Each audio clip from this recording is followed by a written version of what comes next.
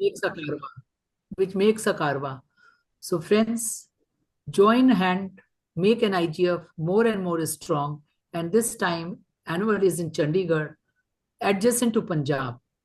We will like to see many persons from the Punjab, and specifically love to see a dance from the Punjab in the interstate dance competition. The state who has Dr. Sushma Chawla should join in the interstate dance competition.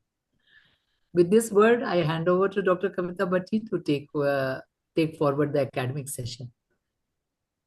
Thank you. Thank you so much, ma'am. Thank you for um, your message and being our leader in NIGF.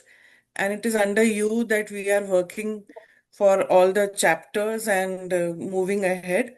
Thank you so much, ma'am. And before we go ahead with the academic lectures, I would like to hear from Dr. Sushma Chawla as well as Dr. Madhu Nagpal, ma'am, because they are the patrons and advisors of Punjab NIGF. So over to Dr. Sushma Chawla, please, ma'am, if we Thanks a can lot for have your inviting me. message. I wish you all the best. It's a very important topic, which is really at times underestimated. So I think we are going to hear lots of things today. I wish you all the best. Kindly carry on. Thank you, ma'am. Dr. Sushma Chawla is always there for all our webinars, and actually, she will be there throughout. And thank you, ma'am, because you are also one of the pillars of our Punjab NIGF, and it will not be possible for us to hold these webinars and these CMEs without your guidance. And I am really happy to see Dr. Madhu Nagpal, ma'am, after a long time. Thank you, ma'am, for joining today. Yeah. So we would Good like to evening. hear from you as well. Good evening to everyone. I think kudos to Dr. Kavita for arranging everything so well under the guidance of Dr. Ragini. So congratulations for doing everything for us and giving all the honor to us while the effort is yours. Love you. Thank you so much. I think we shouldn't waste time. Go ahead. Thank you, ma'am. And I would like to mention that ma'am was president of Punjab NIGF chapter when I was the secretary. Ma'am was always there, very supportive. And without her, I wouldn't have been here today as the president. Thank you, ma'am. These are the So shall most we? pleasant words, most pleasant words. Thank you, ma'am. So we'll move ahead with the academic session, and today's topic which we have chosen is urinary tract disorders in pregnancy as well as in menopause. So we have excellent speakers and great chairpersons. We have Dr. Parneet Kaur with us. She's also the secretary of Punjab chapter NIGF. She's the president of NABA Obstetrics and Gynecology Society, has a vast teaching experience of 29 years, special interest in high-risk pregnancy and emergency obstetrics as well as contraception. Dr. Preet Kanwal Sibai, she's the second chairperson for today's lecture, and she's a professor at GMC Patiala. She has been a teacher for 24 years, examiner for undergraduate and postgraduate students, has many publications, and she's also the secretary of NABA Obstetrics and Gynecology Society. Special interest in high-risk pregnancy, emergency obstetrics and contraception. We have Dr. Seema Pasricha also. Welcome. She is the director of Pasricha Hospital and Maternity Home, and she's been practicing in the field of gynae for over 30 years. She's also the president of Jalandhar Obs and Gynae Society as well as Jalandhar Menopause Society. So welcome, Dr. Seema. And we have our expert, Dr. Meenakshi Chauhan, ma'am. She is a senior professor and unit head from Rohtak, PGIMS Rohtak. And ma'am has a vast experience of 35 years in the field of obstetrics and gynae. She's ex-secretary and vice president of Rohtak branch of FOXY. And she has won many awards and authored many chapters and books. Thank you, Has Dr. been Kavita. Thank you so much. It's for long. okay. So, ma'am Yeah. has joined as the expert for today's session. So, over to the chairpersons for the first session, and we have speaker Dr. Kiran Chandana. I would invite Dr. Parneet to please introduce Dr. Kiran. She will be speaking on urinary tract infections in pregnancy. Good evening, everyone. Good evening. It's my privilege to introduce our first speaker, Dr. Kiran Chandna. She is Director, Chandna Medical Center, Faridabad, and President of Faridabad Obs and Gynae Society. She's been Vice President of Faridabad Menopause Society and Joint Secretary of Haryana OBGYN Society. Ma'am has been organizing chairperson for MTCon 2022 and organizing chairperson of cadaveric dissection of internal iliac artery workshop in 2023. She's Surakshit Nari Unnat Bharat Award at MTCon. She was awarded, and she has been a faculty at various conferences. She has written chapter in Foxy Focus also, and she has been national coordinator for MTP committee of Foxy. And we happen to interact with her many times. And she has special interest in MTP, contraception, and adolescent health. Welcome, Dr. Kiran Chandna, and her topic is UTI in pregnancy. Thank you, ma'am. Your topic, ma'am. Thank you, madam. First of all, I must thank Dr. You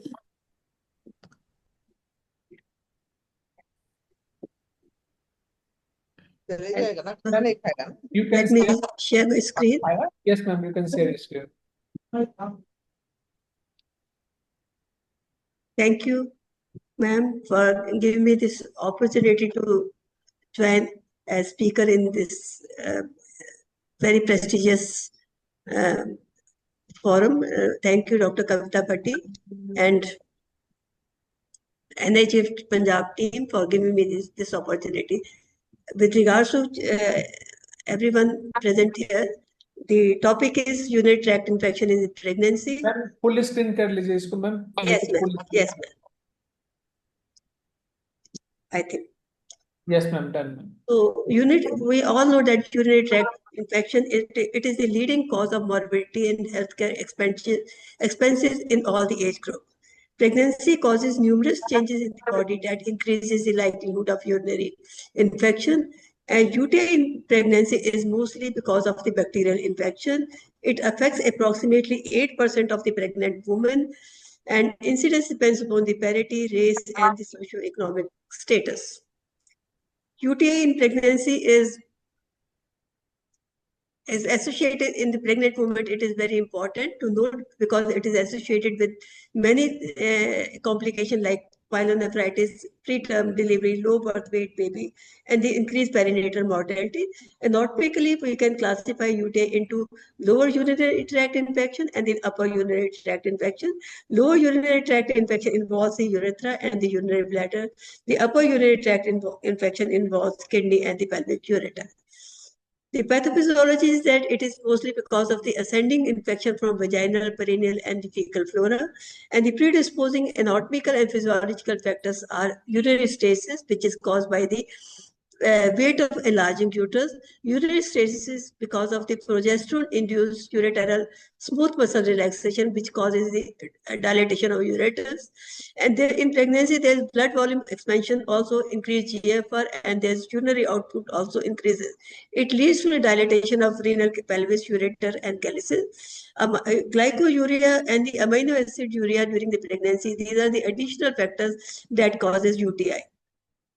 There is increase in size of in length of the kidney, and filtration rate also by 30 to 50%. GFR is increase. It leads to the increased renal clearance of the drugs and possibly decreasing the duration of drug stay in the urine. Urine stasis and the presence of vesico-ureteral reflex, it predisposes some women to upper UTI and acute pyelonephritis in pregnancy. The calyceal and the ureteral dilatation is more on the right side, and it appears to begin by 10 weeks of gestation, and it worsens throughout the pregnancy.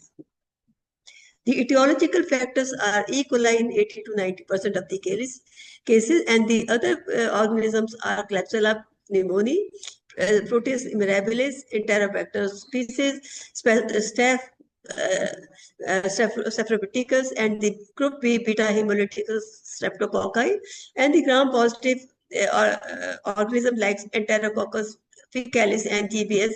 These are clinically important organisms. It has been seen. sorry. The urea, it has been seen that the infection with the Streptococcus infection, it has got the incidence of, it causes the urinary tract infection in the upper urinary tract, and it causes these infections. These are recurrent and persistent. The urea splitting organisms like Proteus, Klebsiella, and the Pseudomonas and the coagulase inhibitor, that is Staphylococcus, they make the urine alkaline, and it may be associated with the Stru-White stones. Chlamydial infection, they are associated with the sterile pyuria. It accounts for 30% of the atypical pathogens. GBS colonization, it has got the important implication during the pregnancy, because the intrapartum transmission of GBS, it leads to the neonatal GBS infection. It causes pneumonia, sepsis, meningitis, and the death also. These current guidelines, they recommend the universal vaginal and rectal screening in all the pregnant women at 35 to 37 weeks of gestation, rather than the treatment based upon the risk factor. Similarly, the beta streptococcus colonization in the urine warrants immediate treatment and the antibiotic prophylaxis when the patient presents in the labor. Cesarean section is associated with 2.7-fold increase in UTI, but it may be confounded by the bladder catheterization and premature rupture of the membrane also. UTI is defined as the presence of at least 1 million organisms per ml of the urine in the asymptomatic woman, or more than 100 organisms per ml of the urine with the accompanying pyuria, that is more than 7 WBC in the symptomatic patient per field. The diagnosis of UTI should be supported by the positive culture of uropathogens, particularly in patients with the vague symptoms. And according to the clinical features, we can have the asymptomatic bacteriuria, acute cystitis, or the acute pyelonephritis, and the acute asymptomatic bacteriuria is commonly defined as the presence of more than 1 million organisms per ml in the 2 consecutive urine samples. The untreated asymptomatic bacteriuria, it is a risk factor for acute cystitis in 40% of the cases, and pyelonephritis in pregnancy in 25 to 30% of the patients. So it is very important to treat such patients even if the patient doesn't complain anything. Acute cystitis involves the bladder and the lower urinary tract infection. It is characterized by the inflammation of the bladder as a result of bacterial or non-bacterial causes. It presents as hematuria, fever, suprapubic discomfort, frequency, urgency, and dysuria. These symptoms are often difficult to distinguish from those due to the pregnancy itself. The acute cystitis is complicated by the upper urinary tract infection in 15 to 20% of the cases. So this acute cystitis should not be missed, and it should be treated. The acute pyelonephritis, it is the most common urinary tract complication in the pregnant woman. It is characterized by the significant bacteriuria, fever, flank pain, tenderness, and the patient may present with the complaints of nausea, vomiting, frequency, and dysuria. Those patients who have got the additional factors like those who are immunosuppressed, diabetic, with sickle cell anemia, or those who have got the neurogenic bladder, recurrent or persistent UTI, these patients, they are at increased risk of complicated UTI. Nearly 1 in 5 pregnant women with pyelonephritis, they have got septicemia at the time of diagnosis. Recurrent UTI in pregnant women are the patients with history of 1 or more UTI before or after the pregnancy. 1 episode of UTI in pregnancy is indication to start the prophylaxis to prevent recurrent UTI, particularly in the presence of structural abnormalities of the urinary tract. The organisms which are associated with recurrent UTI are the Proteus, Klebsiella, Pseudomonas, Enterobacter species, Enterococci, and the Staphylococcus.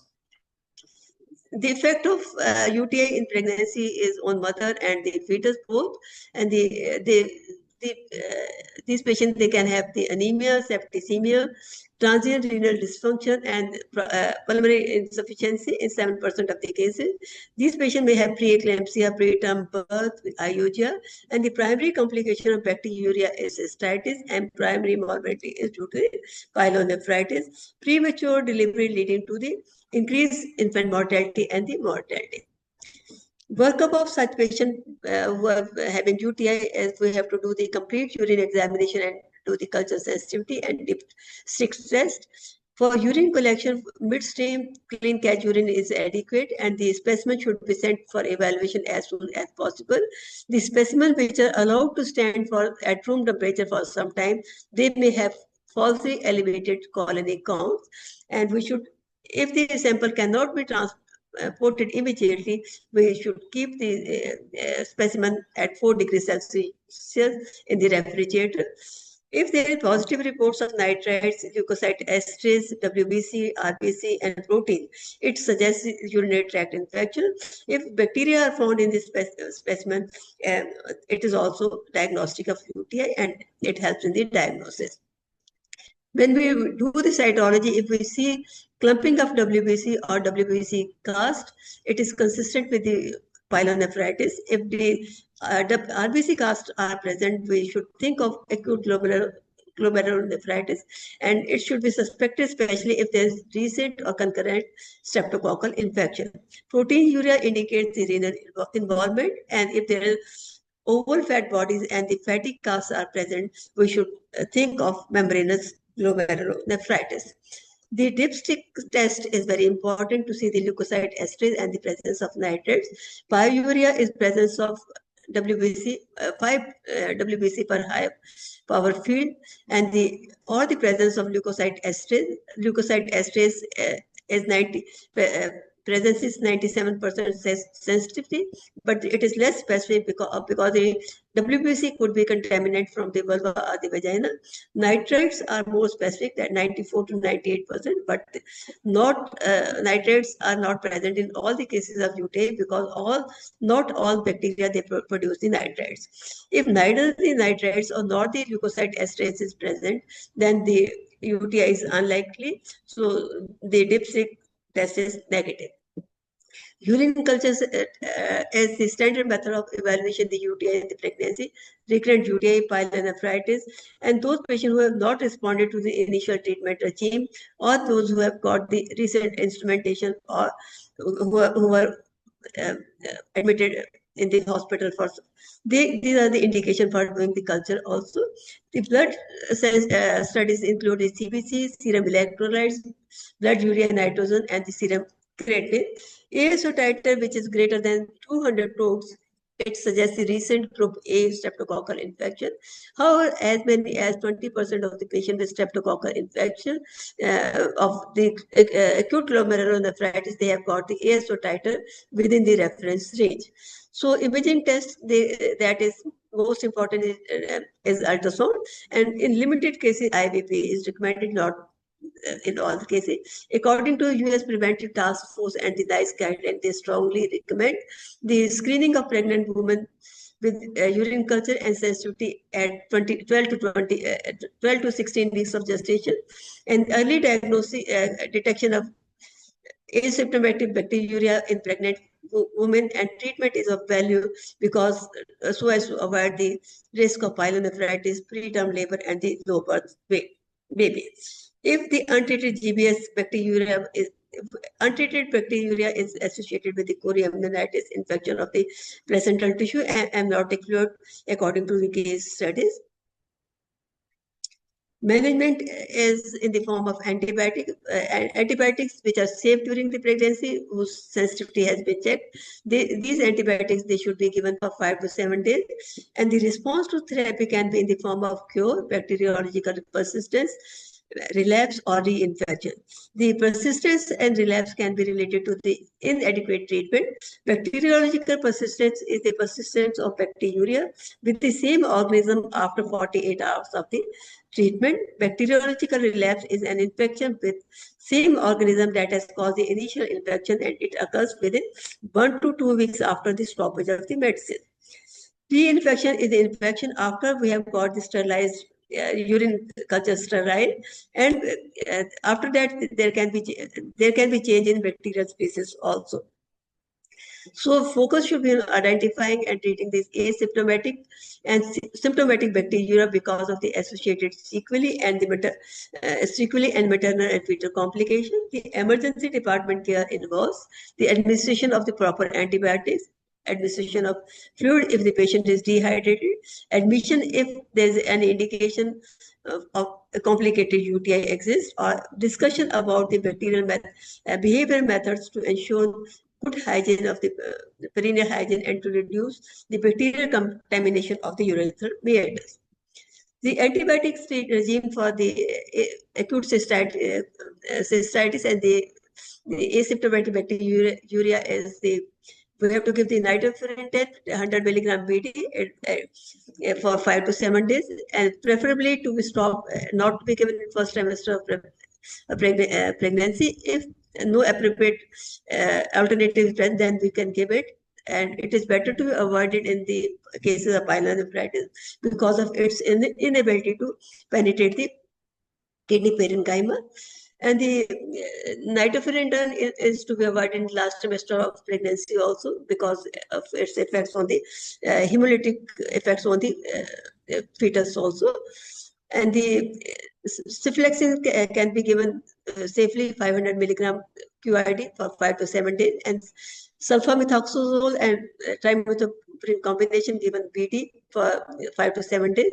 Similarly, it is to be avoided in first trimester unless there is no appropriate antibiotic is available, and it is avoided in where there is 20% resistant to this drug is present. So unless we have got the urine culture positive for this drug, we should avoid this. And fosfomycin can be given 3 gram orally once for 1 day.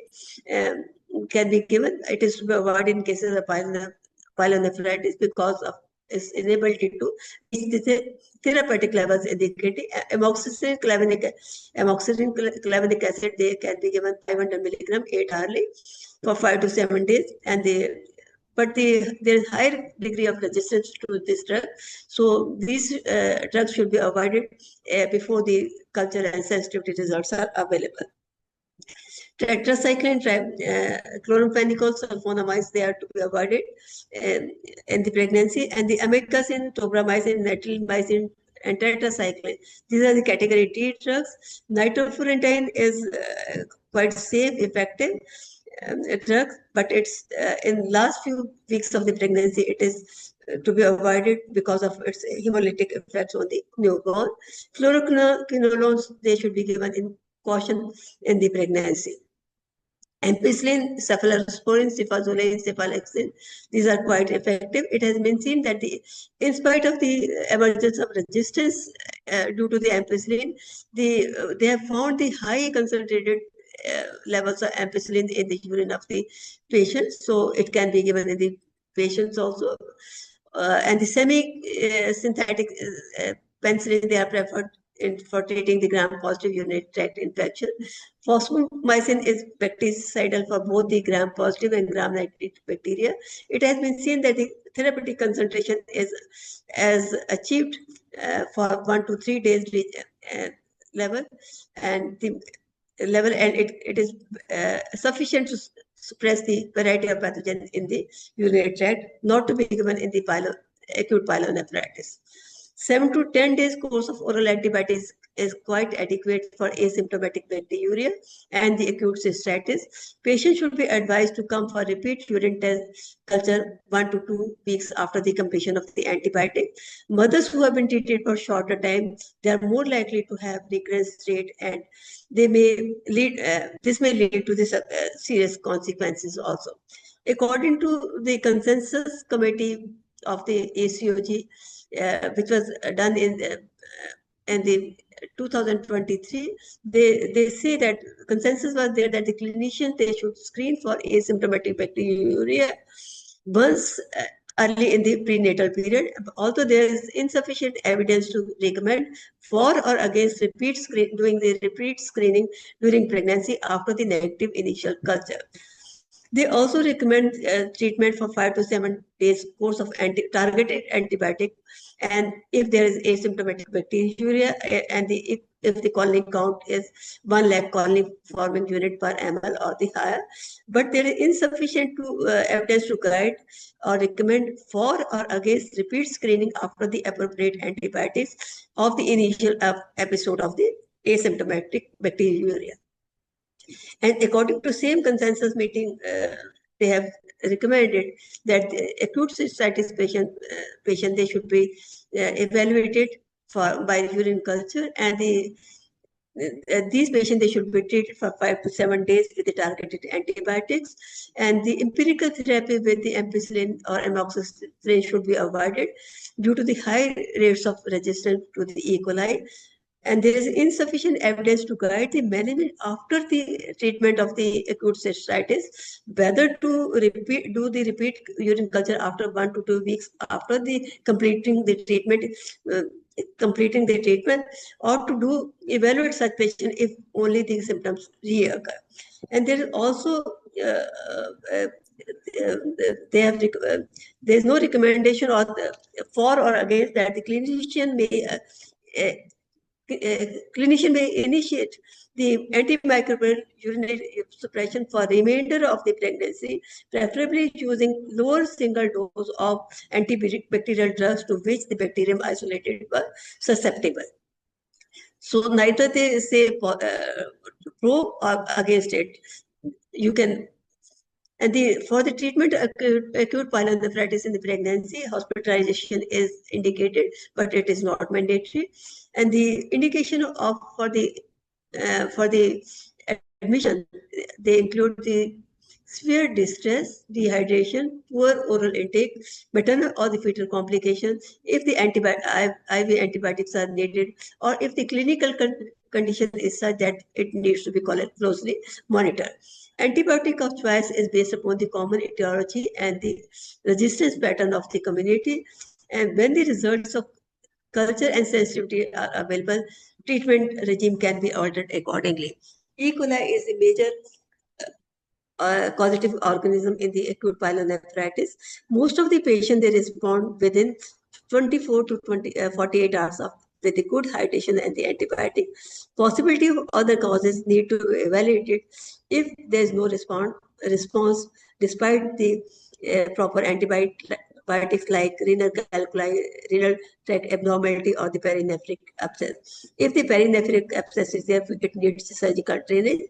Blood culture and sensitivity should be done in patients of the pyelonephritis who develop the septicemia. The medicines that we can give in the acute pyelonephritis are the combination of ampicillin and gentamicin. Ampicillin 2 gram IV every 6 hourly, and gentamicin 5 milligram per kg per IV every 24 hours. Cifotraxone can be given 1 gram IV every 24 hours. Cefepime 1 gram every 12 hourly. Azithromycin can be given 1 gram every 8 to 12 hours. If there is acute severe pyelonephritis or patient who are immunosuppressed or where there is a urinary stasis, then we can give the carrageenan clavulanic acid 3.5 gram every 6 hourly, piperacillin with tazobactam 3.375 gram every 6 hourly, meropenem 0.5 gram every 8 hourly, ertapenem 1 gram every 24 hours, doripenem 1 gram every 8 hourly. According to the same consensus committee meeting in 2023, they said that the clinician, regarding the pyelonephritis, the clinician should manage the pyelonephritis patient in the inpatient setting, and the empirical antibiotic therapy should have the adequate renal tissue penetration and should be targeted against the most likely pathogen. And the antibiotic therapy should be adjusted as needed based upon the urine culture and the sensitivity. The parenteral antibiotic should be continued until the patient is clinically improving, and the patient should complete total course of 14 days antibiotic therapy. There is insufficient evidence to guide the management after the treatment of pyelonephritis that the clinician may or may not consider suppressive therapy for remainder of the pregnancy as they are doing with the recurrent UTI. Surgical treatment is rarely needed unless the other pathological cause is suspected. The cystoscopy can aid in establishing the diagnosis like urethral diverticulum, bladder verticulum, or if there's any stone urethral syndrome, or there's urinary tract trauma or interstitial cystitis or the bladder cancer. The retrograde stenting and percutaneous nephrostomy tube should be placed to relieve the uretary colic or decompression infective collecting system, while the more invasive procedure like ureteroscopy, stone extraction, they are rarely it is indicated. Extracorporeal shock wave lithotripsy is contraindicated in the pregnancy. In rare patients where we need the invasive therapy, the operation should be planned for the second trimester only. First trimester surgical intervention will lead to miscarriage. Last trimester will lead to the preterm birth. If we need urgent surgical intervention in the third trimester, it should coincide with the delivery of the patient. And these are the references I have consulted for. And the most important thing that we should tell our patients tips for preventing the UTI in pregnancy. They should drink plenty of water. They should avoid using the public toilet, maintaining the hygiene of the private area. They should be asked to urinate very frequently. They should wear loose-fitting breathable cotton underwear. Avoid using the harsh soap, perfume, and the powder. And we should ensure that they get the healthy diet, which is nutrient-rich diet. And thank you very much. Thank you. 1 second, just I am unmuting everyone. 1 second. Just a minute.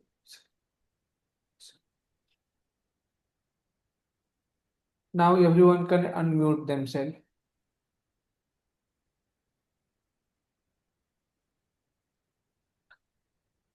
Yeah. Thank you, Dr. Kiran, and I would invite the chairpersons to please have their own comments on this. Thank you, Dr. Can you hear me, ma'am? I'm Yes. Dr. Yes, Seema yes. Patwardhan. Yeah. Can you hear me? Very good evening. A very nice talk by Dr. Kiran Chandna. Very comprehensive and detailed talk.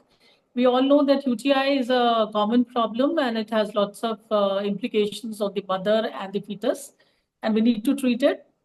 In my practice, I have seen that UTI is more common in extreme weather conditions, when it's very cold or when it's very hot. At least in Punjab, this is what I've seen. In winters, patients don't want to take water, and in summers, there's a lot of sweating. And if we ask the patients, they actually don't know how much water should be taken in 24 hours. I think that's the mainstay for preventing UTIs. Some of them think that taking 4 to 5 glasses of water a day is enough. So we have to tell them how much water in summers and how much water in winters is required. That's one. And in many patients who have recurrent vulvovaginal infections and UTIs, I inquire if they remove their panties at night. Most of the patients, most of them who get recurrent infections don't remove, and they wear panties all throughout the day and all throughout the night. I think these are small little things. If we tell them, we can help in preventing infections, besides other things ma'am has already told. But this is something I've watched, and thank you so much for making me a part of this webinar. Thank you, ma'am. Thank you, Dr. Kavita, for making me a part of this webinar. And very nicely, Dr. Kiran has really described everything. So one important, already though she has said, I would like to stress that we should, or it is recommended that we should test for asymptomatic bacilluria. So because I don't think all of us are doing that. So in the first prenatal visit, or maybe around 12 weeks, a sample should be sent, a clear pH sample should be sent for urine culture and sensitivity, because in pregnancy, it is seen that because of the dilatation of the ureter and the pelvis and the viscera, the bacteria is there, but it is asymptomatic because it just keeps lying there. So it is very important to screen all the pregnant women for asymptomatic bacilluria, because that will go a long way in preventing preterm labor, even FGR, and of course maternal upper renal tract infection. So that is very important, and all those things Dr. Seema has said, I really agree with them. Like loose clothes at night, especially in summer season. I also advise them to wear loose clothes at home and at night. So thank you, Dr. Kiran. Very nicely you have said. And nitrofurantoin, though very effective, but again, it is not to be taken in the. So cefixime, I find, is a very good drug. It is safe throughout the pregnancy. And for recurrent, actually, they say some, if recurrent means if there are two or more than two, twice she is infected, that that antibiotic can be continued throughout the pregnancy in the lowest dose. Like cefixime, it can be given in 100 to 200 milligram OD. That is also a recommendation. So thank you. Thank you. Very nice presentation. Thank you, Dr. Kiran, for that elaborate talk.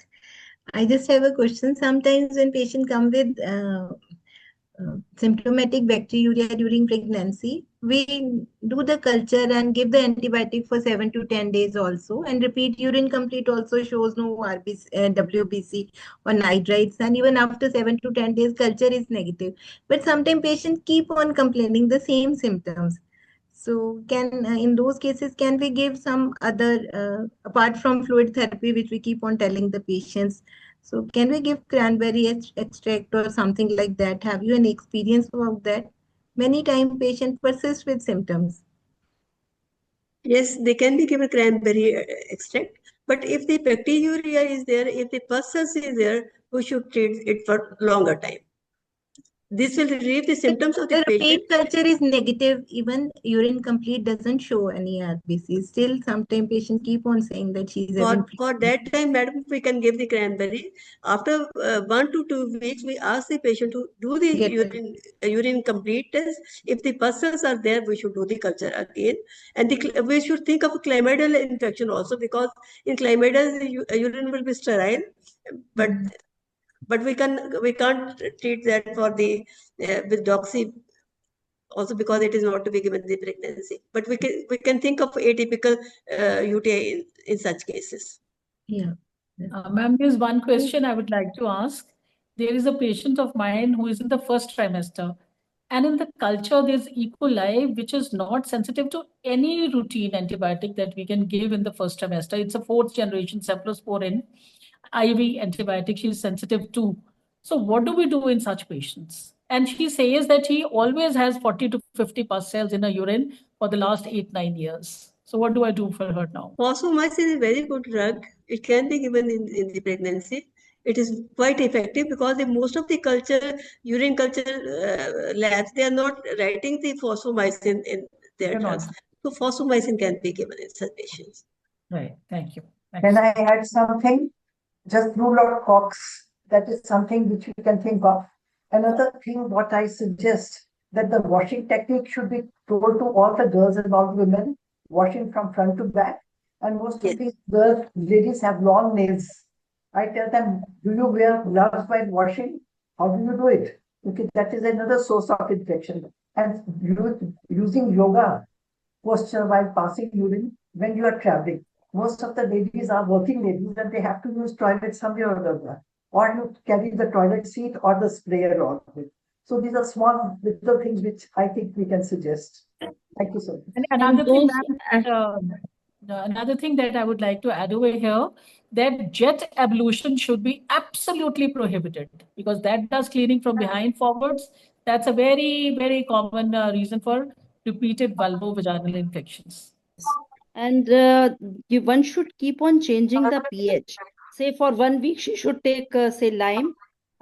For next week, she can take some alkalizer. That also just checks the infection. That is one important thing. We can change the pH of urine.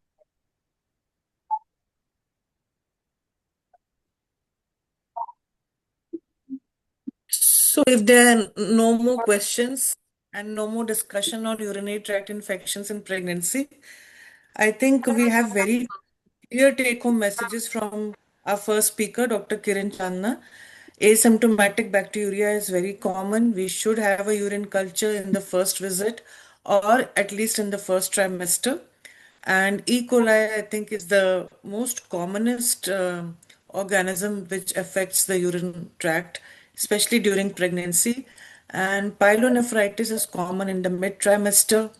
Nitrofurantoin is a good drug, but to be avoided in the third trimester because of hemolytic effect on the fetus, and a repeat urine culture after treating antibiotics with antibiotics. And whenever there's recurrent urinary tract infection, we need to rule out calculi, any congenital anomalies of the urinary tract.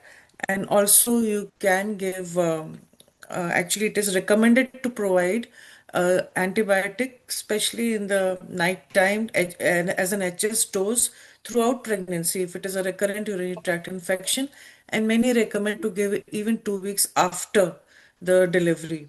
So thank you, Dr. Kiran, and we'll move on to the next very important topic, genitourinary syndrome in menopause.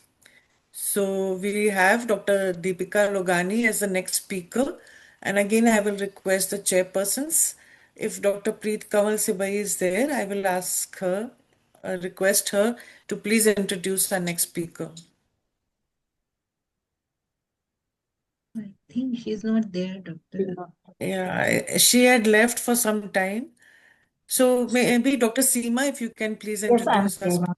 Thank you. And it's an honor to introduce Dr. Deepika. Ma'am is a senior consultant in obstetrics and gynecology department of Rajan Dhal Fortis Hospital, New Delhi, and Sitaram Bhartiya Institute of Science and Research, New Delhi.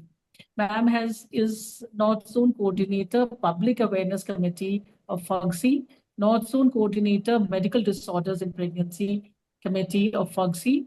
And her professional roles have been member Fetal Medicine and Genetic Committee and many other associations. Thank you, and ma'am. Thank you. community work. Okay, ma'am. Thank you so much, ma'am. Thank you for your kind introduction. I think we can move forward. Right. Thank you. Thank you so much, ma'am. So can I share my screen? Roshanji? Yes, please. Yes, ma'am. Yes, ma'am. Yes, ma'am. Okay.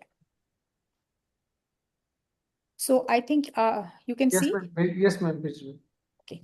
So good evening to all. And at the outset, I would like to thank Dr. Ragini Agarwal ma'am and Dr. Kavita Bhatti ma'am and the Punjab chapter of NIGF for giving me this opportunity.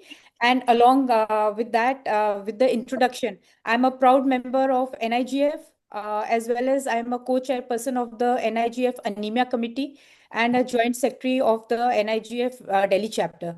So I'm very happy to be with you, and I'm honored that to be, speaking on this topic.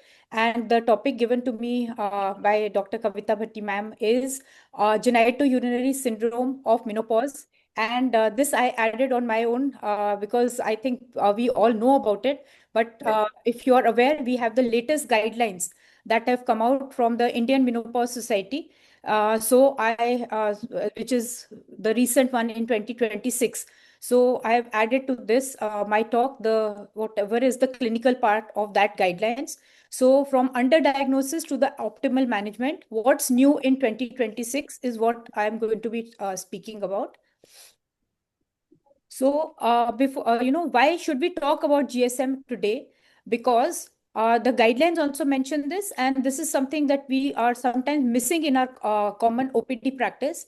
But GSM is actually more common than what we are diagnosing. It is a progressive disease. It is underreported, underdiagnosed, and yet it is highly treatable but we don't diagnose it, so we are not treating it. And many of our patients, they continue to suffer silently. The recent guidelines, and there is a recent shift in thinking, the focus has moved from simply treating a vaginal dryness to recognizing the genitourinary syndrome of menopause as a chronic genitourinary health condition affecting quality of life, sexual health, and urinary health.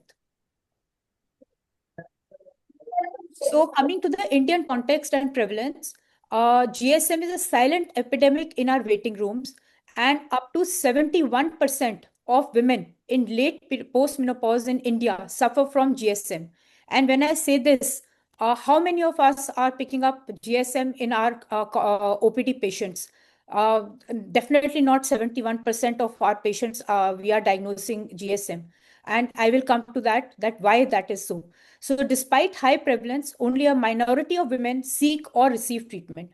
And most common complaints, if we would ask the patient or they are coming up with, would be lower urinary tract infections, symptoms that would be there, and vaginal dryness would be the most frequently experienced issues.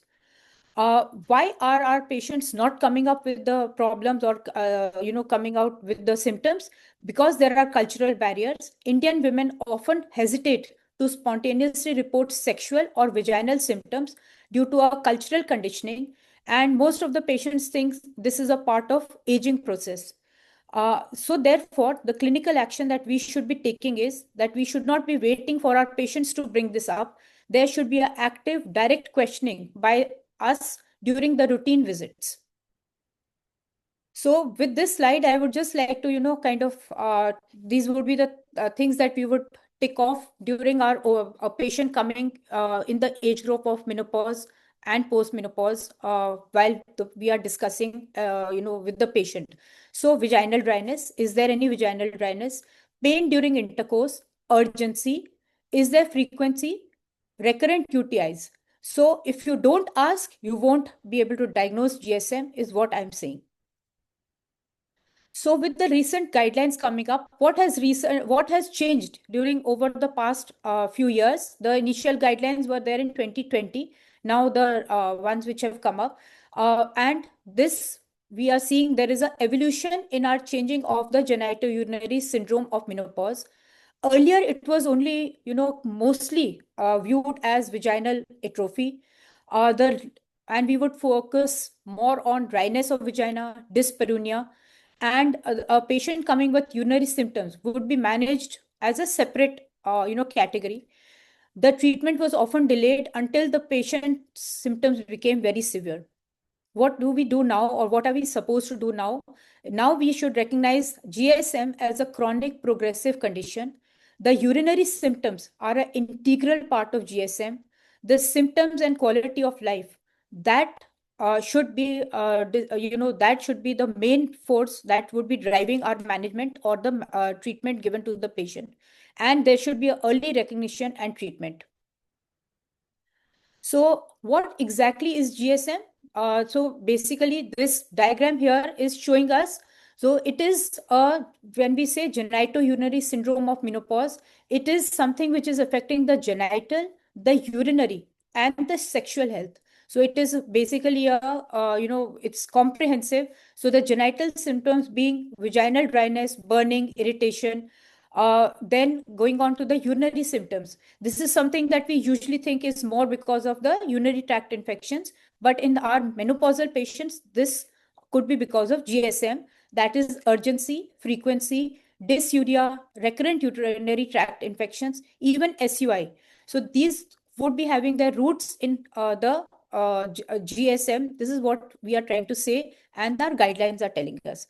And definitely the sexual symptoms, we are forgetting to ask, and our patients are too embarrassed to tell us.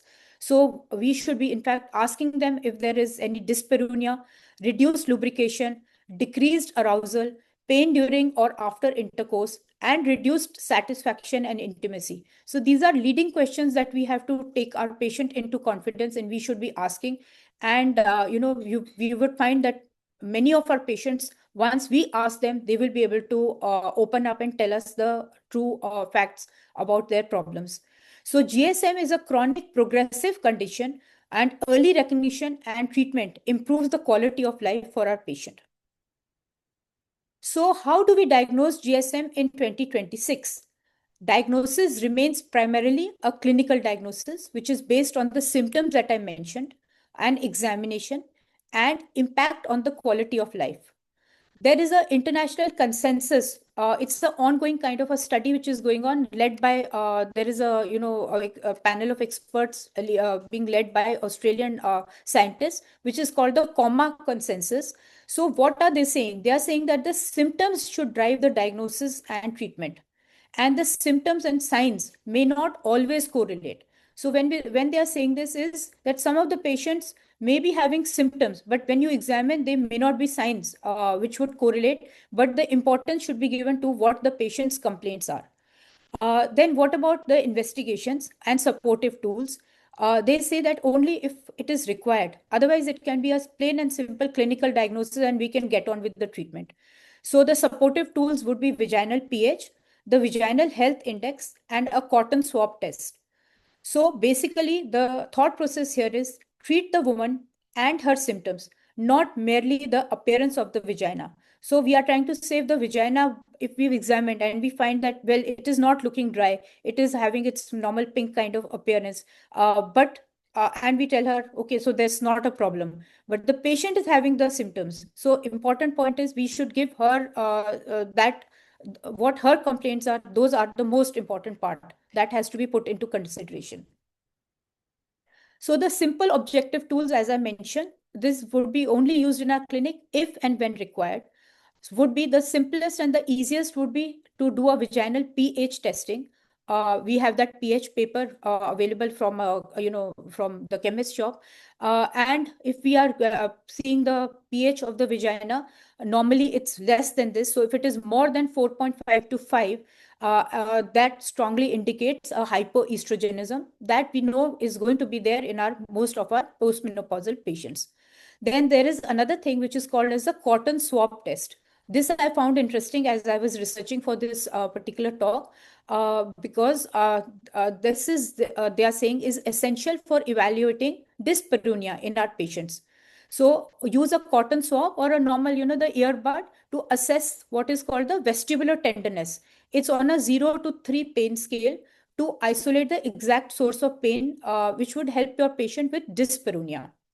And the third thing that can be done, though mostly it is not advisable in our day-to-day OPD practices, this would be more from the medical college research kind of view. That is called the Vaginal Health Index, which is a comprehensive scoring system where the score of less than or equal to 15 will strongly support a clinical diagnosis of GSM. I'll just go into very briefly into the what I am talking about. So this would be the Vaginal Health Index. So what are we assessing for our patients when we are examining the vagina? For the elasticity, the fluid volume, the vaginal pH, epithelial integrity, and the how moist the vagina is.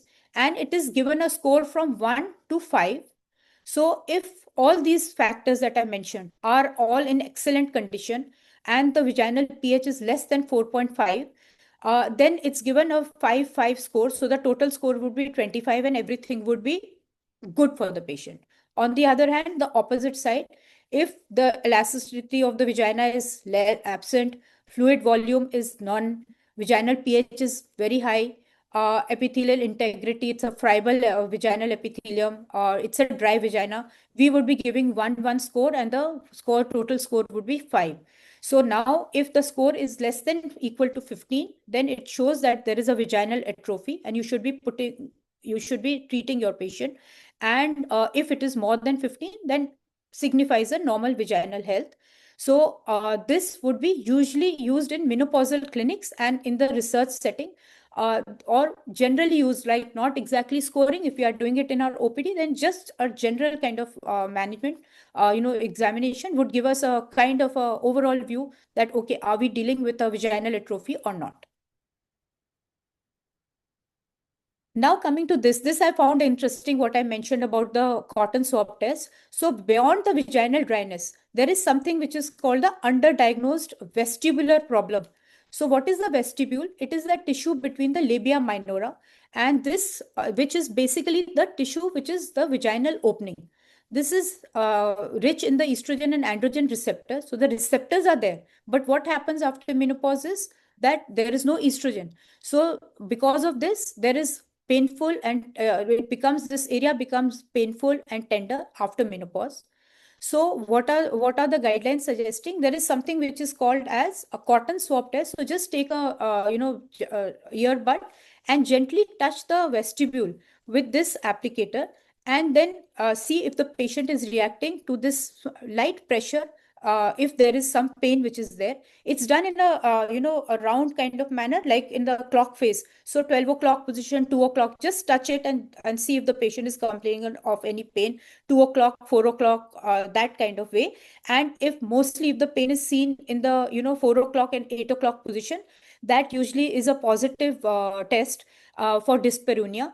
And so why do they say that this can be done by us? We may not use this. We can use just our finger also, a gloved finger, to touch that area.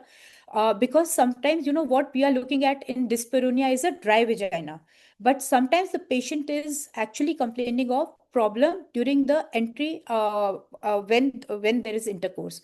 So basically, this would be the test that could help us to get there, that okay, the patient is having dyspareunia, even though the vagina may not be that dry. So now coming to this, this is again something which has been mentioned in the guidelines, and we are aware of this, that GSM is a progressive disease. So unlike the vasomotor symptoms that we know that they appear initially, the hot flashes and all the vasomotor symptoms, and they settle down after a few years of menopause, the GSM is generally will worsen over time if it is left untreated. So this is basically just to show that as the patient progresses into menopause, the GSM symptoms are going to be becoming worse if we are not noticing them or treating them for our patient. So basically, because it is a progressive problem, so it needs to be picked up early and treated early. That would help to improve the life, give the patient better outcomes and better lives. So coming to the management, and it is a step-by-step approach for managing the genitourinary syndrome of menopause. And you can see the first line would be the non-hormonal therapies, which I'm going to just mention. Then the second line would be the management of the GSM by using the local estrogen cream ointments, which would be the hormonal therapies. And the highest level would be the latest developments, which are right now not, they are just about, they are there in the research and available in abroad, but they are not available probably in India, is what as I researched, I found that. So women, but it's not going to be like 1 step, 2 step, 3 step. For women with moderate to severe GSM, the local vaginal estrogen remains the gold standard and may be initiated as the first line of management. So what are the non-hormonal options, which is the step 1 that I indicated from the previous slide? These would be particularly useful in women where there are mild GSM symptoms. Then also in those ladies who prefer only to use the non-hormonal therapy, or where the estrogen use is contraindicated. For example, a patient who's a breast cancer survivor and is on hormone therapy from there, and that for that patient, we may not be using the vaginal estrogen. So this is a very common kind of thing, that the local non-hormonal therapy, there are 2 types. One is the lubricants, and what the other are the moisturizers. So what is the difference between the two? So for the lubricants, just a moment. The vaginal lubricants are used strictly at the time of sexual activity. Their action temporarily reduces the friction and eases the penetration, and they would be mostly silicone or oil-based. On the other hand, the vaginal moisturizers, they are to be used on a routine maintenance schedule. That means every 2 to 3 days. And their action would be that they will replace the natural secretions of the vagina and affect the fluid content of the epithelium, and thus lowering the vaginal pH, which is what is the desirable action.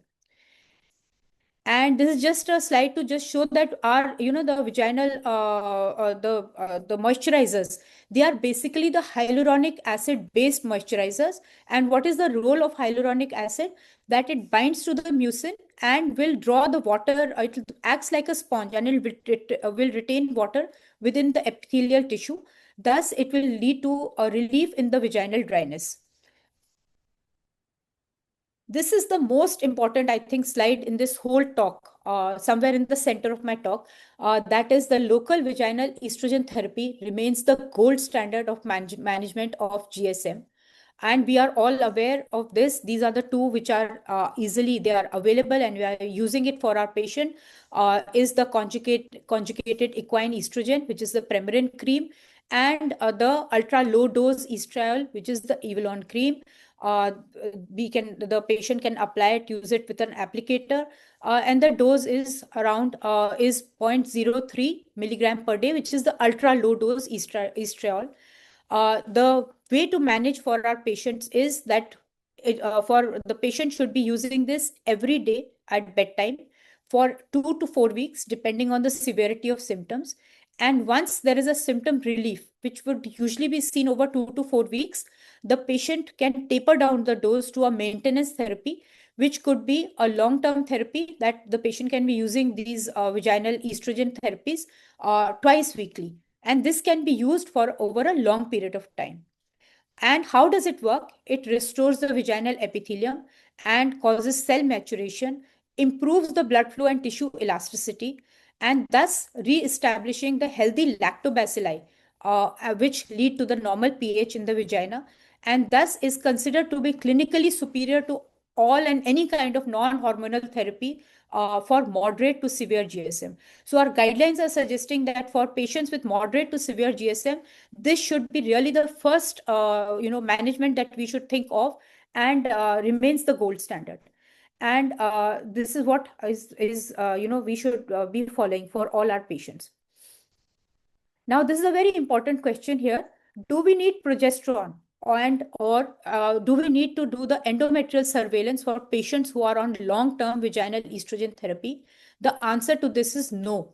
The patients on long-term vaginal estrogen, progesterone is not required. Routine ultrasound is not required to measure the endometrial thickness or endometrial surveillance. The reason is that these vaginal estrogens are not absorbed, or are like they are absorbed to a very, very low extent. And the studies have proven that they do not cause any problem within the breast tissue or the endometrial tissue. So there is no reason to be giving progesterone to these patients. However, any postmenopausal bleeding must always be investigated. So after that, what are the latest developments that we hope that over some period of time, because these are very much available, as I checked, in USA and in European countries, and they are FDA approved. But I think they are, if any of my seniors in this group have had any experience of using them in India. But these are the latest developments that are at some point of time will be available to us. One is the intravaginal DHEA, which is coming by the name of prasterone, and the other is the oral SERM, that is selective estrogen receptor modulator, which is osmifene. And this, of course, is being used by our, the cosmetic gynecology, and that is the laser-based devices. So these are the emerging options, but they are yet not considered to be first-line therapies as per the guidelines. So what happens with the DHEA? That it is basically given intravaginally and would convert locally into estrogen and androgen and within the vaginal cells, and in fact helps to revive all the layers of the vagina, that is the mucosa and the muscularis and the adventitia, and it actively restores the collagen density and making it highly effective for severe dyspareunia. So it may improve dyspareunia and vaginal tissue health in selected women where it has been used. What about the patients who are unwilling to use any of these vaginal creams or even this DHEA? Then we have something which is called ospemifene, which is a SERM. It is given as an oral tablet, which is a 60 milligram daily oral tablet. The effect is that it acts as a estrogen agonist in vaginal mucosa, thus helping to lower the pH and improving the moisture of that area. And at the same time, it acts as an antagonist on the breast and endometrial tissue. So basically, it is having the right kind of effect on the vagina, and the side effects on the breast and endometrium are not there. But as I went into the in various chemists, I checked out, Probably it is not currently widely available in India. I hope it is available in the future at some point of time. Now these, I think, they are being used by our colleagues, the doctors who are doing the cosmetic gynecology and managing the GSM. They are using the carbon dioxide and the YAG lasers, and it is considered safe and effective for short-term symptom relief. What do the guidelines say about this method? They say a high-quality, long-term randomized controlled trials are still pending. So the verdict here is not, they are not definitely endorsing to replace this, from the local estrogen as the first line. So they say if the local estrogen cream has failed, or for a particular patient who's not willing to use the hormonal creams, or it is contraindicated for a particular patient, then this method could be probably tried. And now coming to the last few slides only, we had a very excellent talk by Dr. Kiran Chandna ma'am on the urinary symptoms in pregnancy. So what about the urinary symptoms in our patients of menopause? And especially the patients coming with us with recurrent urinary tract infections. So what we are this is the usual what we do. A postmenopausal woman in the age group of 55 to 70 years comes with burning, urgency, frequency. We will obviously think, yes, she is having a urinary tract infection. You get a urine routine culture. Infection is picked up, pus cells are there, culture is positive. You prescribe her with the antibiotics. The patient has the symptom relief. Now, after a few months, after another 2-3 months, she comes back again with another urinary tract infection. Again, you repeat this whole cycle. You put her on the antibiotic, you send her off. She becomes all right. She again comes back after a few months. So we know that this is a case of a recurrent UTI. What are we missing here, or what we should be thinking? Okay, so she's a postmenopausal woman. She's coming to me with recurrent urinary symptoms. Could this be a case of genitourinary syndrome of menopause? Is it a GSM? So what we should ask, in addition to the symptoms that she's saying, ask her, is there vaginal dryness? Is there vaginal irritation or burning? History of dyspareunia? Recurrent UTI, of course, she came to us with that. Is there urgency frequency? That is going to be there with a recurrent UTI. So there is a chance that most likely she is suffering from GSM. And the moment we would have started treating her for this GSM, we would address the root cause and thus improve her urinary and vaginal health, and thus giving our patient long-term relief from this recurrent UTI. On the other hand, there is also this. The first part I've already discussed. The patient coming to us repeatedly with burning, urgency, frequency. The patient coming to us with these, we are getting the urine routine and culture, and we find that she's culture negative, and we don't know what to do with her. So these kind of patients, it's most likely the urinary symptoms are because of GSM rather than any infection. There is another kind of patient who comes to us repeatedly, the ones who are having recurrent vulvovaginal candidiasis, and we have treated them with clotrimazole, with fluconazole. The patient comes back again and repeatedly comes back with similar findings of burning, of discharge, of irritation. Most likely, this patient is suffering from GSM-associated vulvovaginal irritation. Rather than us treating her with antifungal, we should be treating her with the vaginal estrogen cream that would help her. Get settled with her symptoms. So, what we have to keep in mind is that not every burning sensation in a patient is a UTI. Not every irritation is a candidiasis. Treat the cause, not just the culture. And always in our menopause patients, think of GSM. So what should be our practical OPD action plan? Screen our patient actively. Never wait for the patient to bring up GSM. Ask her yourself the leading questions. At first point, if the patient is having mild problems, deploy the non-hormonal correctly. The moisturizers, if we have to give a routine maintenance therapy, and the lubricants, if they are required for dyspareunia during and so for intercourse. Then keep in mind that the gold standard can be used and can be used by us confidently. And if we are confident, we will be able to, confidently explain and counsel our patient that they are safe and they are highly effective. And of course, yes, when these would be available, then this DHEA and osmifene should be used in the patients where they are indicated. And this is almost the last slide that I have just kind of, these are the myths versus facts. Then when we are giving the vaginal estrogen, that is the conjugated equine estrogen or the estriol, this is a myth that it causes used over a long period of time, it causes breast cancer. Well, it does not. It requires to be offset by using progesterone because it can cause problems in the endometrium.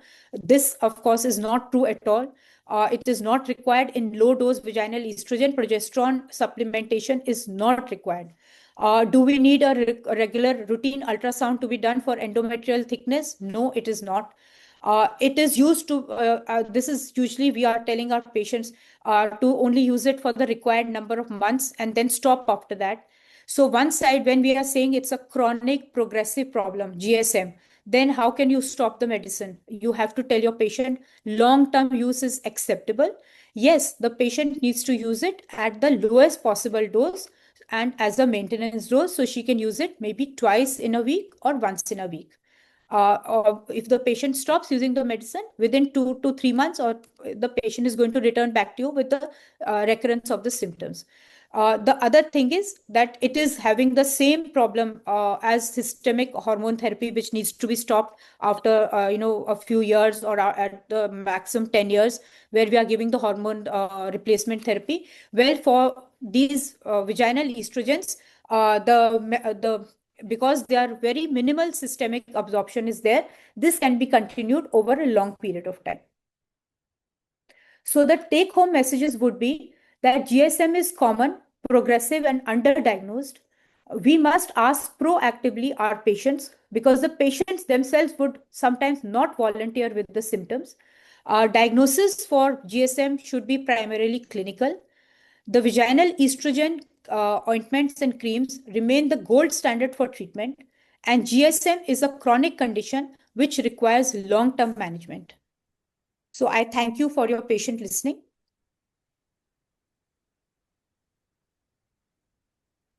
Thank you, Deepika ma'am. Your talk was very elaborate and very practical. And we appreciate the practical points you gave us, like the scoring system and the swab test, telling us about the differences between the moisturizer and the lubricant.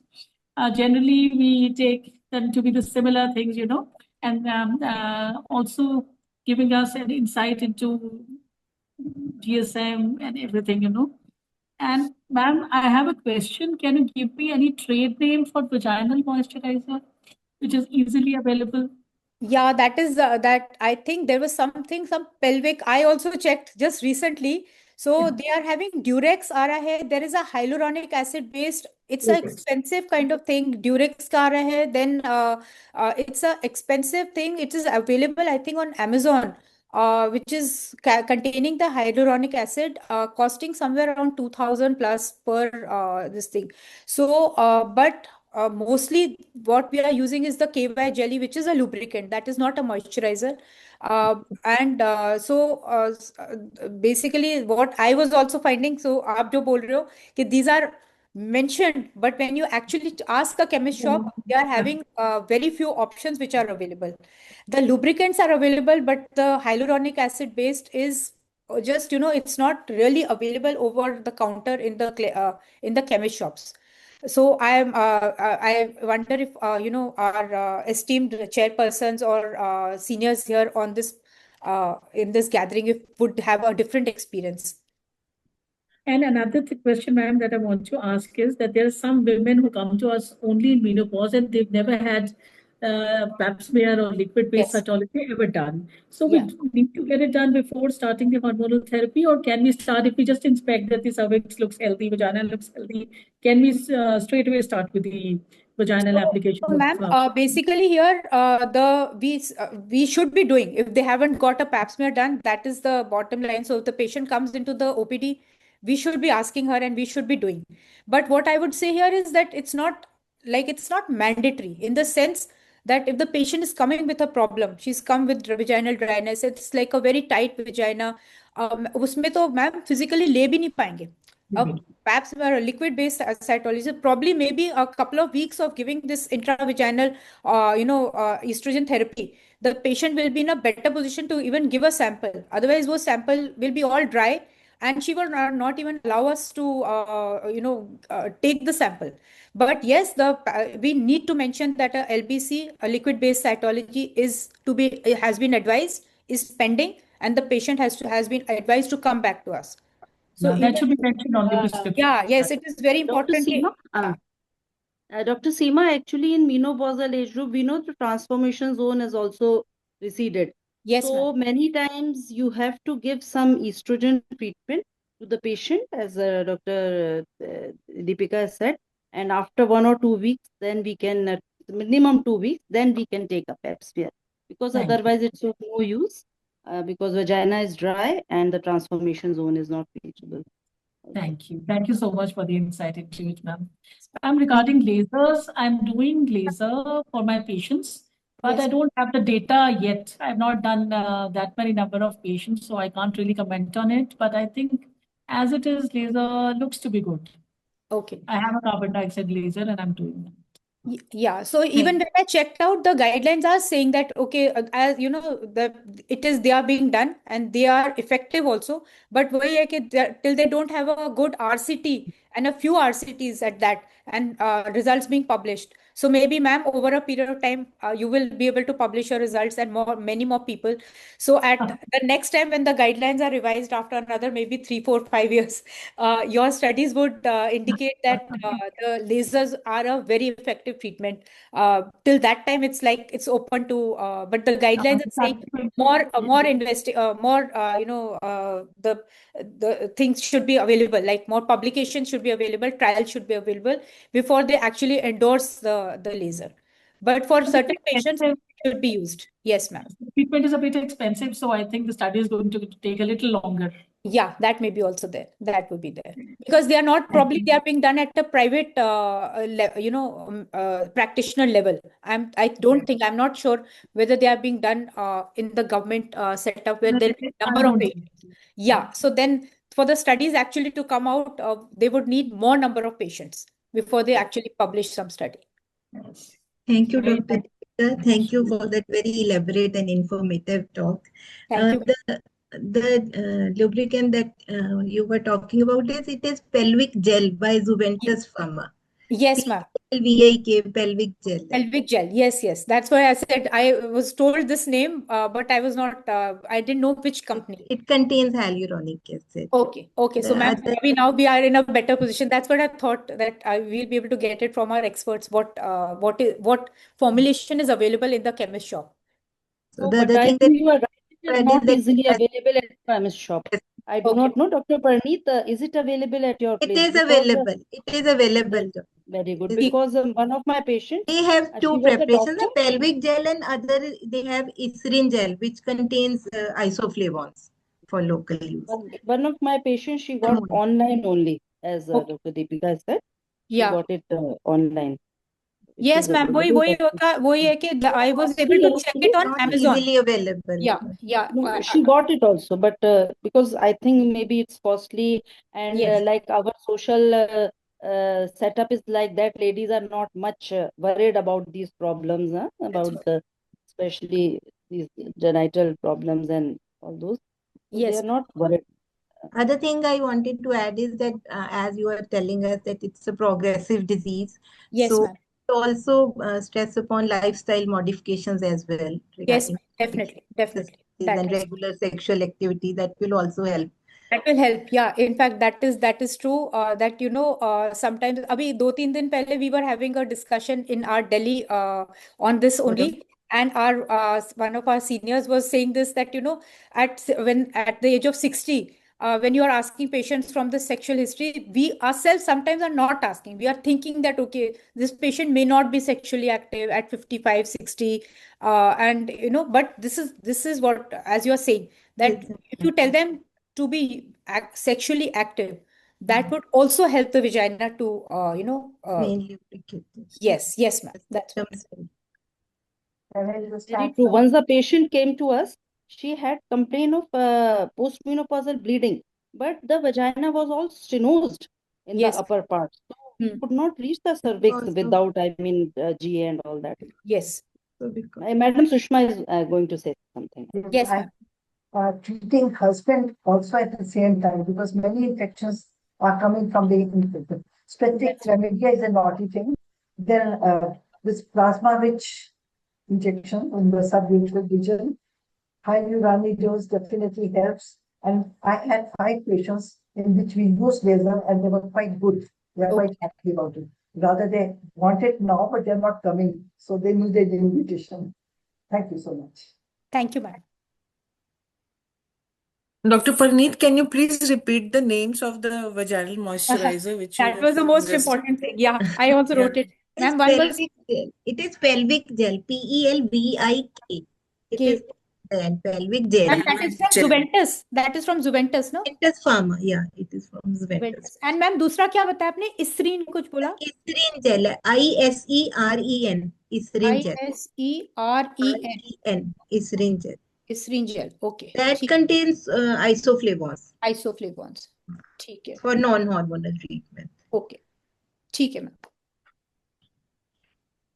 So, Dr. Deepika, it was really excellent Deepika, presentation. lubricants also are important. You talked about moisturizer, wonderful presentation. Thank Even you. lubricants, because as Ma'am, lubricant Parneet ma'am तो- has told, active sexual life is very, very good for maintaining vaginal health. And if Yes, the ma'am. patient is not initially able to perform, they must use lubricants along with moisturizer at the time of intercourse. They also come to the rescue of patients. So many patients get Ma'am, relief. तो lubricant में तो we are using KY jelly. Is there anything else that you Yeah. would be telling us? Ma'am, There are like I am usually advising KY jelly to the patient. KY jelly. Yeah.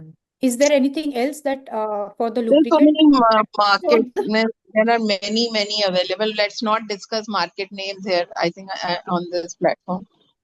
ठीक है, ma'am. Okay.